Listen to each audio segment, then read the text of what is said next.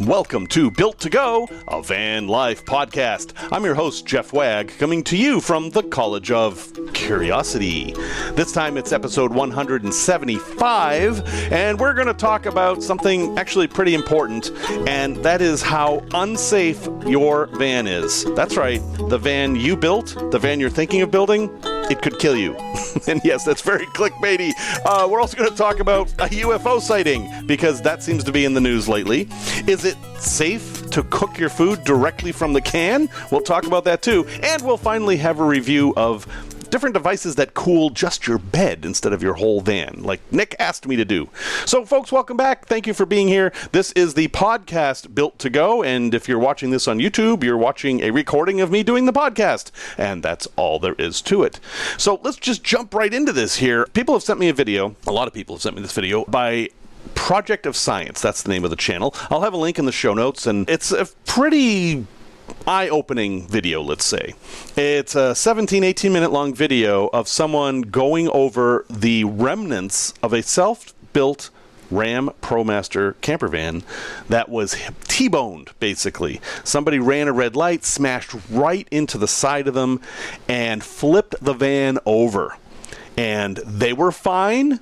The passengers were fine. Nobody was seriously injured, so that's good. But we can learn an awful lot about what they found when they looked at the wreckage. First off, the ProMaster, being a Euro-style van, is a unibody design. That's how all modern vans are. The only ones that really aren't unibody these days are the Chevy Express and the Ford Econoline, but again, they don't really make those as vans anymore. Every other van is unibody, and that just means that the body is the frame. You don't have a separate frame with a body on it that's bolted on. That's the old way of doing vans. And one of the big differences in that is how they respond in accidents.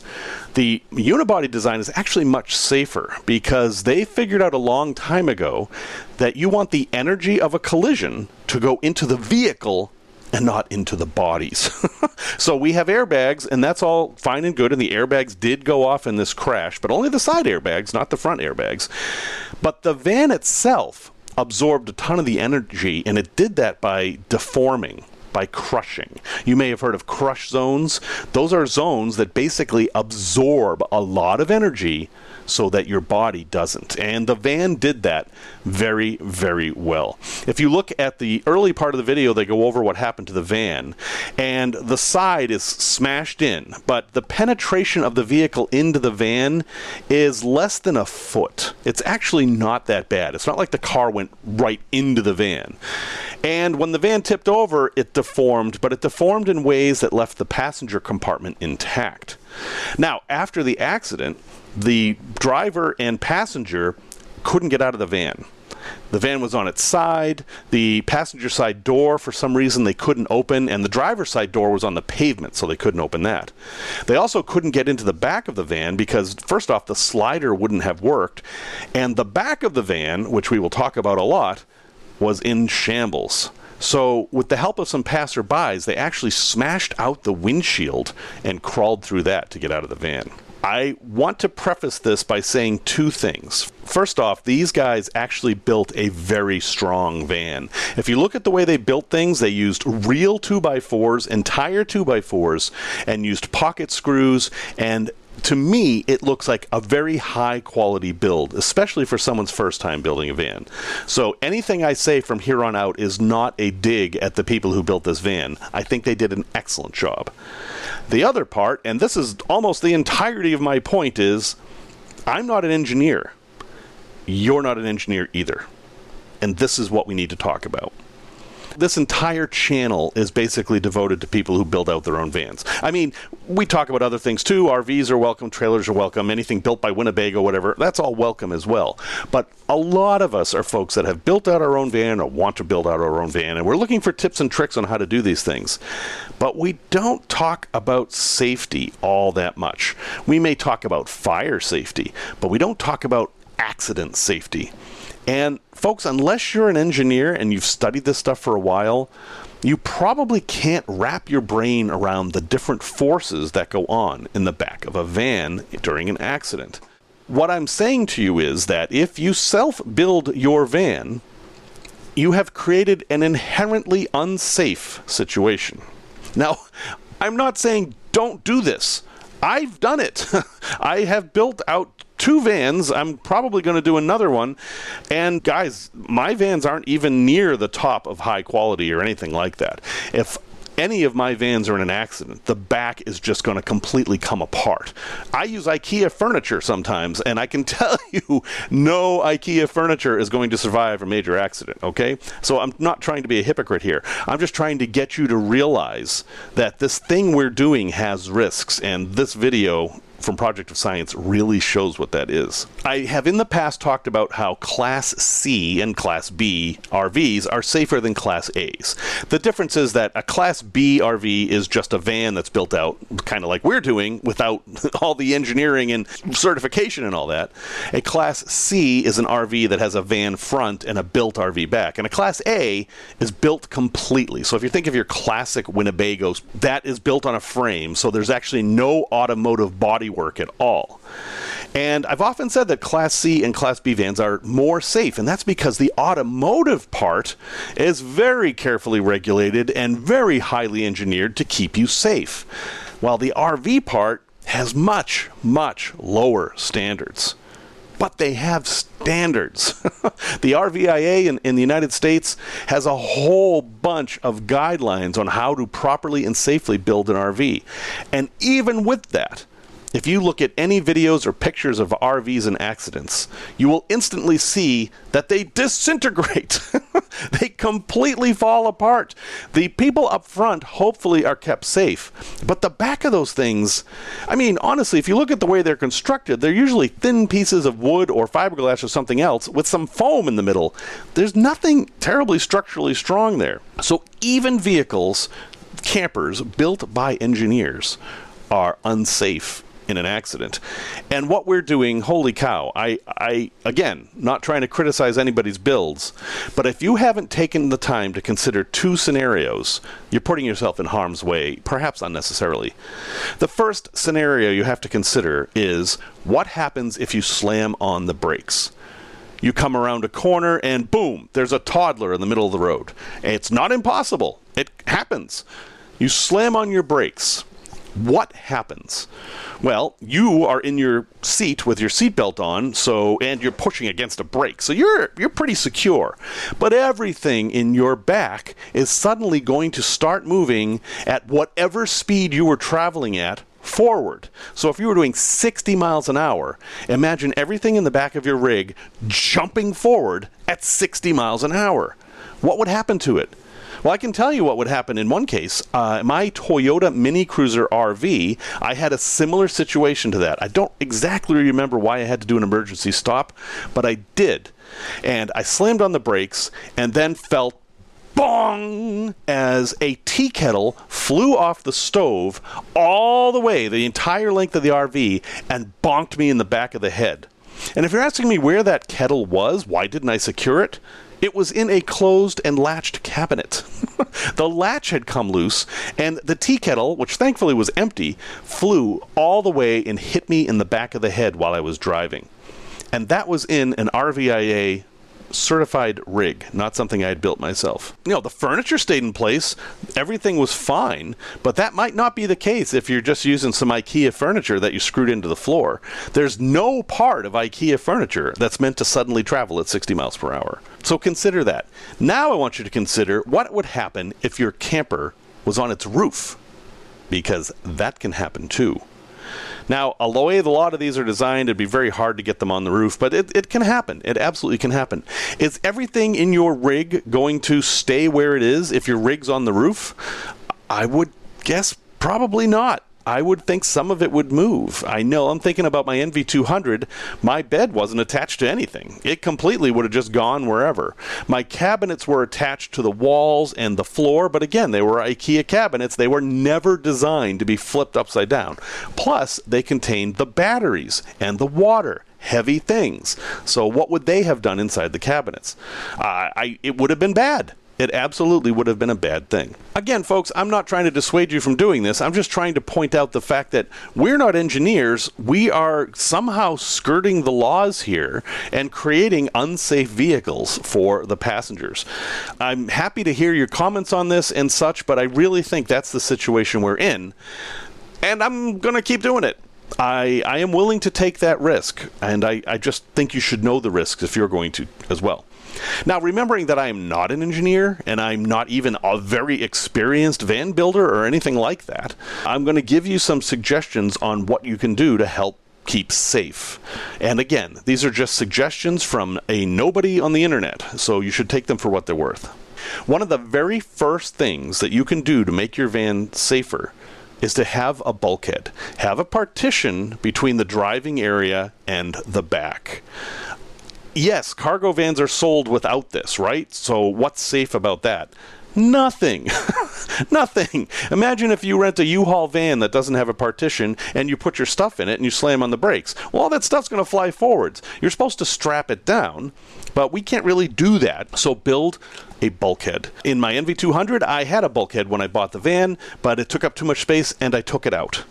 That was a compromise I was willing to take. With that bulkhead in place, the van would have been a really safe vehicle because anything in the back could have just fallen apart, even the batteries or whatever. They would not have gotten through that bulkhead because it was a super strong thing. So you can buy bulkheads for just about any van, and you can often find them for free because so many people like me take them out. So consider that. I know people like to turn their seats around and to add that extra space in the back. I totally get that. But when you do that, you're making your van just a little bit less safe. I have an ambulance now, which I am building out, but let's face it, this vehicle was built out when I bought it.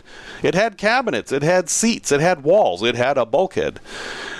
And it was built by professionals, and it is actually certified as an ambulance, which is a higher level of certification than even the RVIA gives you. So let me tell you about how they built this thing so that maybe you can use some of this in your rig. But I'll tell you what, it wasn't cheap. And it wasn't easy.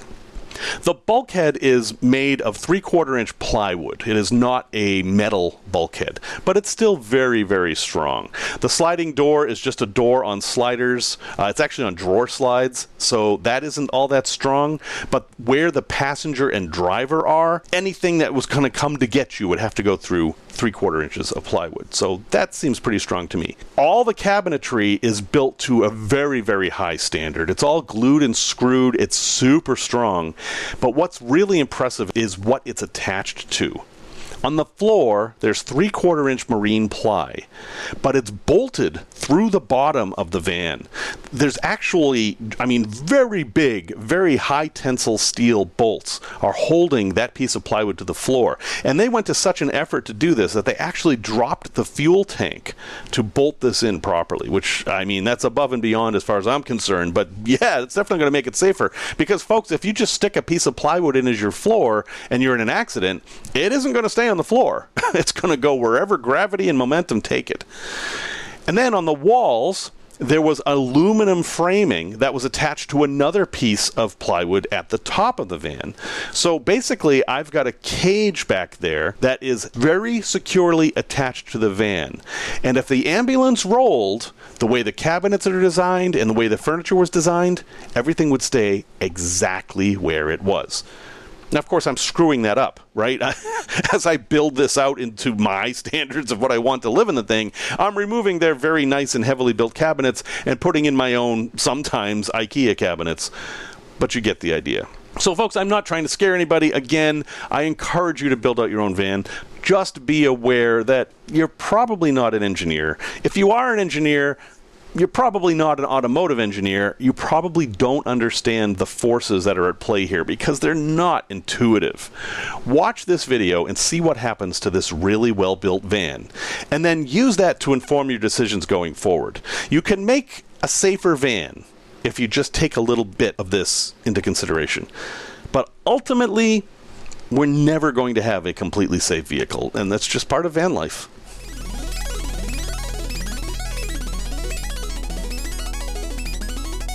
Tech Talk.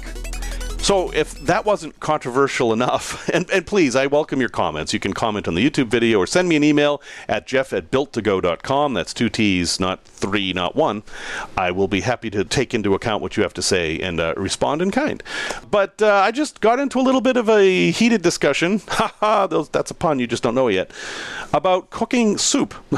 Seems like a pretty simple topic, but ever since I was a kid, I have always, not always, but sometimes anyway, just cooked the soup in the can.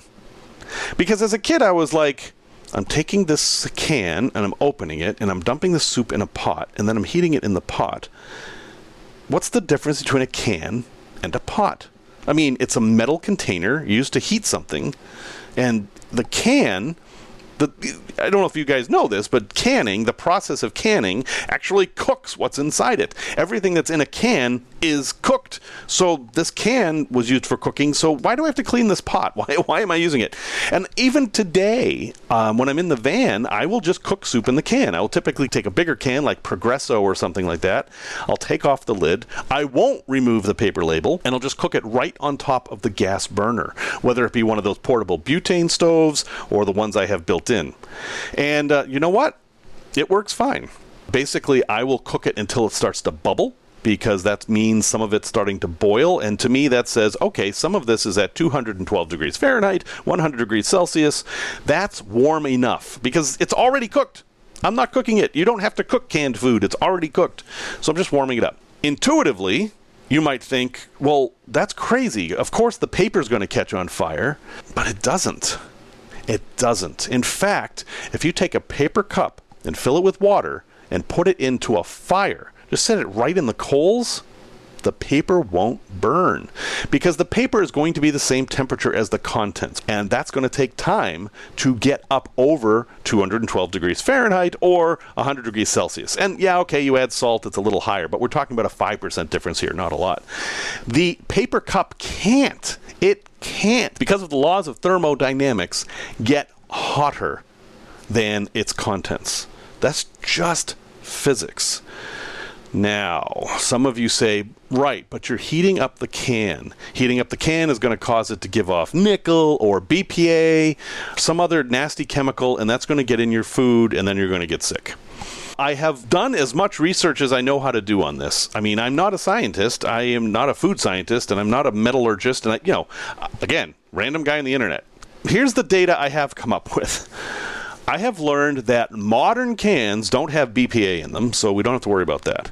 They are coated with something called food-grade epoxy. If you look inside a can, you'll see this kind of yellow inside. That yellow stuff is food-grade epoxy, and it's to seal the can so that metals won't leach into the food, giving it that tinny taste, which, as a kid, I remember if you opened a can of food, it would taste like the can. That's not really true anymore. Food-grade epoxy is safe, food safe, according to regulators, up until 140 degrees Celsius, which is... 140 degrees Celsius is 284 degrees Fahrenheit. So 284 degrees Fahrenheit. And guess what? If your food isn't boiling, it can't be that hot. And if the food isn't that hot, the can can't be that hot. And I have never, not once, had the paper burn on the outside of the soup can, because the paper is touching the metal, and the metal is touching the food, and the temperature of the food is setting the temperature for everything else. Now, if you heat up an empty can, oh yeah, you can easily get over that temperature, and who knows what will happen. We know that Teflon pans, when they're superheated, will give off a gas that's especially fatal to birds. I think I may have lost birds because I cleaned an oven once. So, again, not a scientist, not a nutritionist, none of those things. I am not telling you that it's safe to do this. What I'm telling you is that I often cook my soup directly in the can, and based on the things I have seen, it seems perfectly safe to me. The biggest risk is that you're going to burn yourself if you just grab the can. So I use a pot holder. That's how I handle that. And then I eat it right out of the can. And I don't notice any difference in taste. I haven't noticed any health effects over the 52 years or so I've been doing this. And I know there are lots of other stories out there of people who have had bad things happen. And you can find studies that show that heating a can gives off all kinds of things. But I haven't found any studies that say that heating a can with its contents in it actually affects the contents. So, this is either a great tip on how you can save some dishes in your van, or it's the stupidest thing you've ever heard, and why would anyone take that risk when they can just as easily pour it into a pot? You get to decide.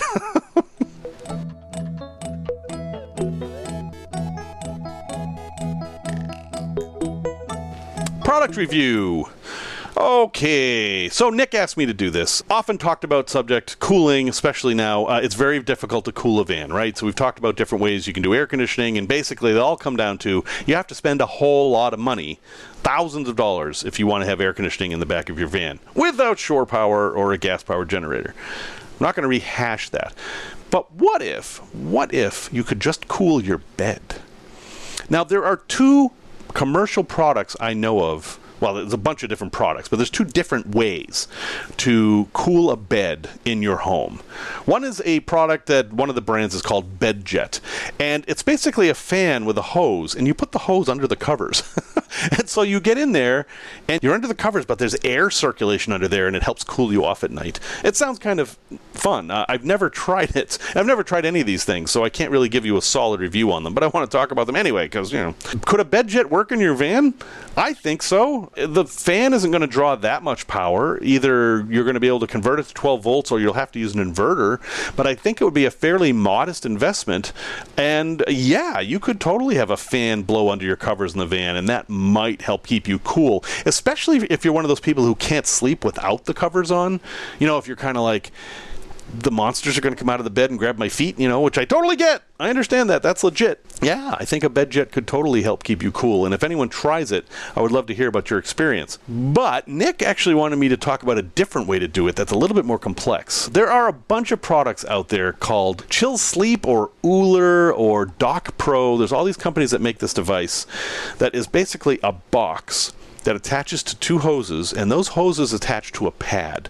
And you put that pad under your sheets, and those pads are cool. And what's happening is that there's cooled water going through those pads, and that cooled water picks up heat from your body and then goes back into this device, and that heat's removed, and thus you've got a circuit of just cool water going completely into your bed all the time. It actually sounds great.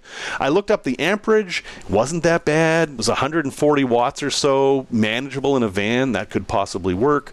And the reports I've seen from people using them in their homes, they're mixed, but not bad. A lot of people say it really works. But I don't think it's a good candidate for van life, and I'm going to give you some reasons why. First off, your home is not the same as a van. People who are using these things are using them because they have their temperature set at 75. It's a couple. One of the couple is happy with that. The other isn't. They want it cooler, and they use this to bring 75 down to 72, something like that. One of the big reasons I don't think this thing works is because of the technology they use.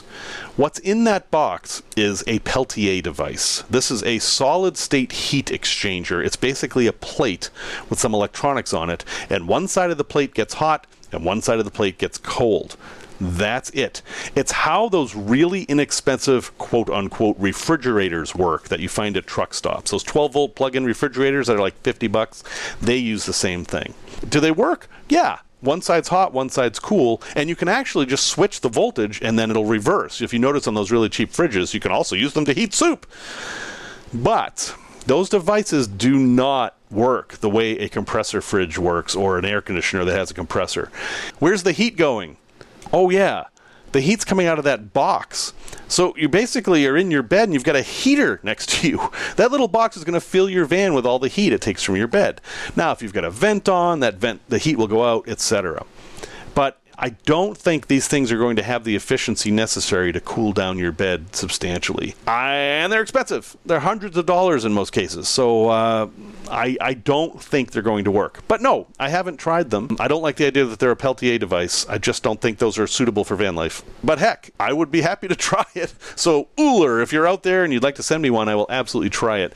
But based on my hands-off product review, I don't think they're a good solution for van life, which is kind of a shame. I really wish this was the solution to all of you folks out in Arizona trying to sleep in your vans. I don't know how you're doing it.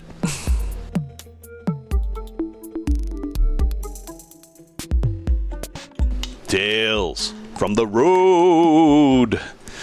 Okay, this is a little ironic, and it's kind of timely, but I used to live in Vermont, and I would have to go down to Fort Lauderdale fairly often, every couple of weeks. And Fort Lauderdale was the headquarters of the James Randi Educational Foundation. The James Randi Educational Foundation was an organization dedicated to critical thinking. We would try to educate people on how to think critically and how to discern truth from untruth. And UFOs was a thing that came up fairly often. People would ask us, are UFOs real? And we would say, yes. Absolutely. There are definitely unidentified flying objects that people don't know what they are. UFOs are real. Then the next question would be, but are there aliens in them? And we would say, well, the chances of life existing in the universe other than ours on other planets is actually pretty good.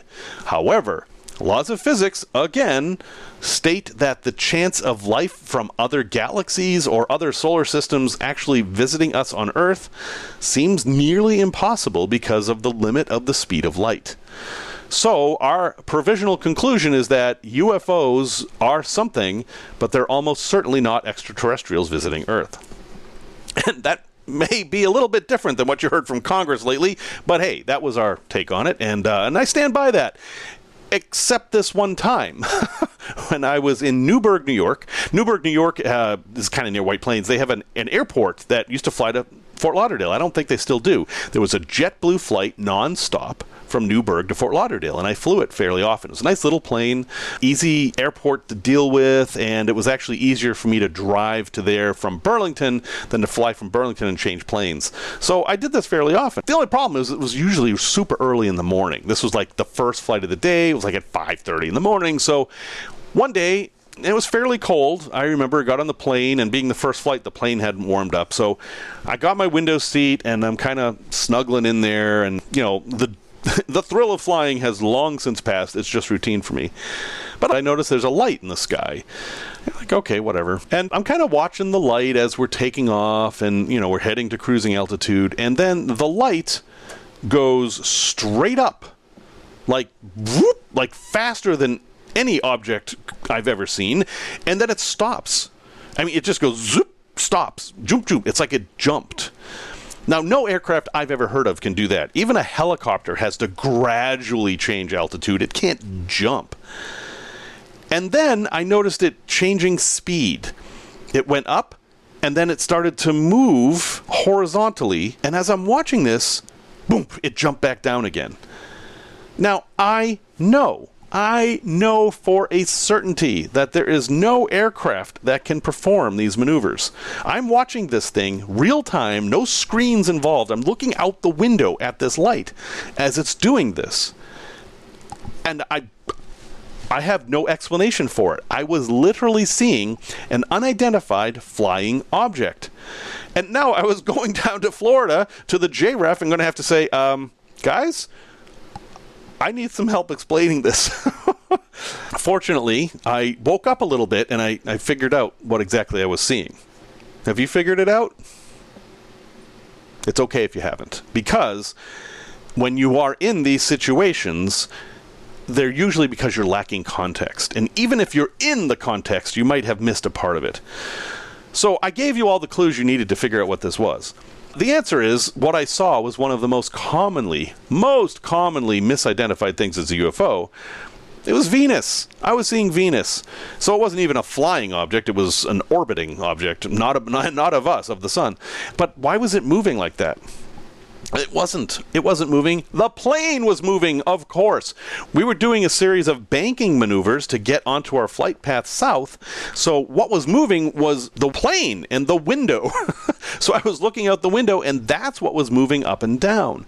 And the left and right horizontal stuff was merely us turning and also changing speed. The point of the thing is that the object wasn't flying. We were. And I had failed to put that context into my intuition about what was going on. Now, if I hadn't taken the time to figure out what this was, if I had just been excited about seeing a UFO, I would have stopped my thought process right there and said, oh, wow, I've seen a UFO. I'm one of the special ones. I now can say I saw a UFO. Aliens came to visit. You know, you get it. When you have an experience like this, it's easy to feel special, and then you really don't want that feeling to go away. What I did get out of it was that for about 30 seconds, I had a UFO sighting. And now that I've explained it, I think it's probably an IFO sighting, or maybe an IOO sighting, or it's just Venus.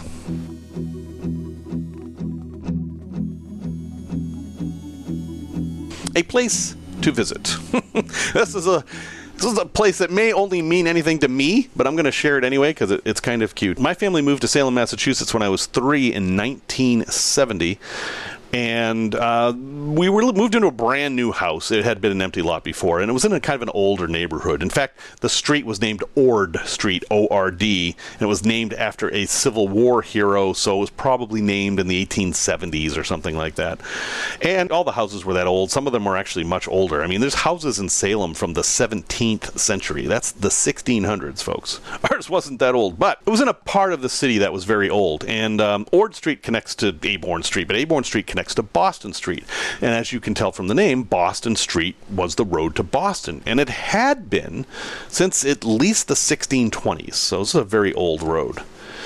But that doesn't mean they weren't up on some modern things. And one of those modern things was that in the 50s or 60s, I'm not sure of the exact date, somebody built an ice cream stand. Now, this ice cream stand looks very much like a Dairy Queen, but apparently the original owners just kind of bought it as a kit. And the YouTube folks will actually get to see a picture of it. But it's not a Dairy Queen. It never was a Dairy Queen. We didn't really have Dairy Queens in that area. There was one kind of far away in Middleton. So what do you call an ice cream stand in Salem? Well, there were several, and a lot of them were just named after the families. But these entrepreneurs thought, it's not a Dairy Queen, it's a Dairy Witch. And yes, folks, I spent a good portion of my youth getting ice cream treats from the Dairy Witch. Now, in the 50s, 60s, when car culture was really becoming a thing, these overly elaborate signs became very popular, and sure enough, Dairy Witch built one.